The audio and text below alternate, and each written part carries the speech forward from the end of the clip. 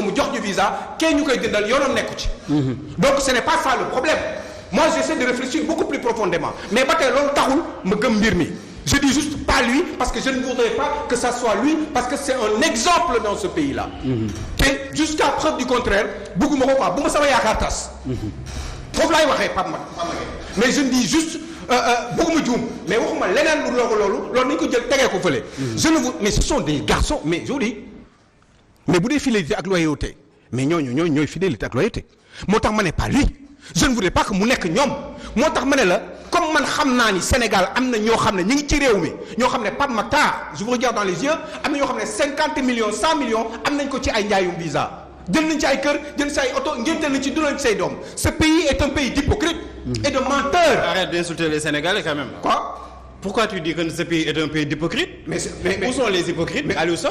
ma yeggal hypocrite nga. tu me laaj. yow hypocrite nga. Attends mais quand tu dis que ce pays est un pays d'hypocrite, tu es en train de nous dire que ñun ñu toog ci plateau ñëpp ce sont des hypocrites.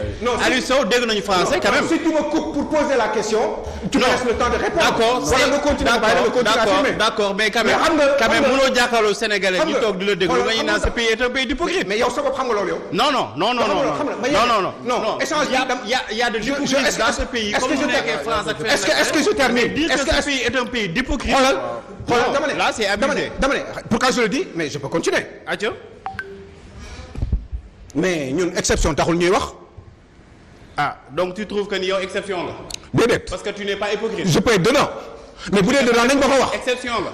non la grande majorité.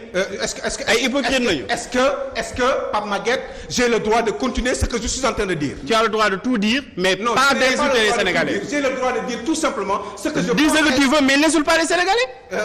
Pape Maguette. Pape Makhtar. Pape Makhtar ou Pape Maguette. wala ngeen may ko ndox mu sedd ngeen taal ko kilim bi mu dellu si waat. bi tey. alors Pape Makhtar tu ne coupes pas. d'accord Pape Makhtar mu daaneel ma ñëw ci yow. il va juste me laisser le temps. le temps vas-y. de dire ce que je pense. mais moom aussi il a le droit boo waxee loo xam ne ni peut-être choqué na ko mu wax ak il a le droit de poser une question tout en me laissant le temps de répondre. maintenant c'est une question rhétorique.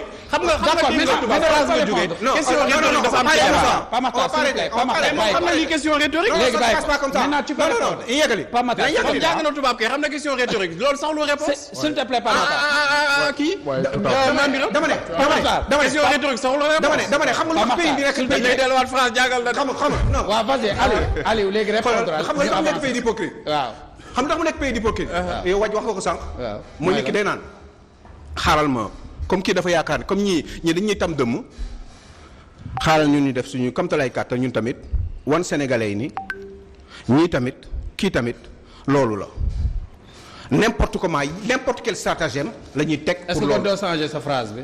au lieu nga ne pays non hypocrisie xam nga hypocrisie mooy lan. la ma hypocrisie colof. naafeq boo bëggee traduction Aliou je pense que boo waxoon ne Sénégal am na ay hypocrite yu fi nekk.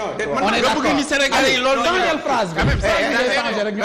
bi tey déglu ma. waaw xoolal man damay wax li ma bëgg a wax. mais d'accord je suis en train de dire ni boo ma nee naafeq la man mën naa la wax naafeq la man maay wax.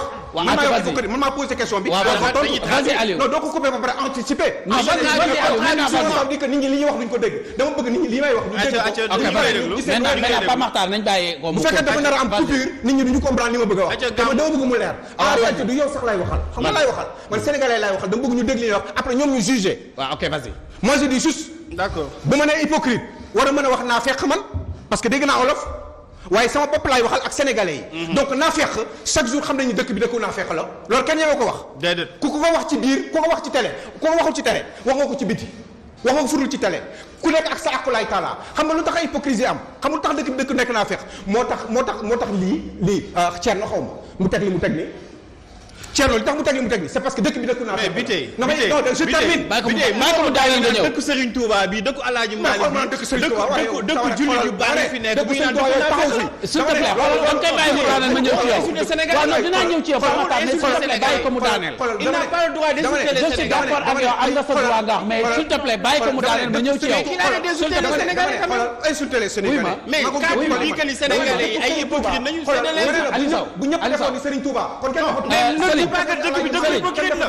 non mais je termine ou pas. waaw mais d'accord maa ngi lay wax nga. mais quand on da ngay bàyyi Pape Matar Aliou Sow faut pas insulter les Sénégalais. Insulter les Sénégalais. Les Sénégalais sont des hypocrites, c'est des insultes. Parce que tu mets mes parents dedans, tu mets tes parents dedans et les parents des autres. dama ne xam nga Non, man samay parents du ay hypocrite, man je ne suis pas hypocrite. Quand tu dis que ce pays est hypocrite, c'est insulter les Sénégalais. dégg nga xam nga mooy non wax ko mu arrêté mu choisir. oui mais Pape Matar s'il te plaît Serigne jox ma générique Serigne jox ma générique s'il te plaît jox ma générique.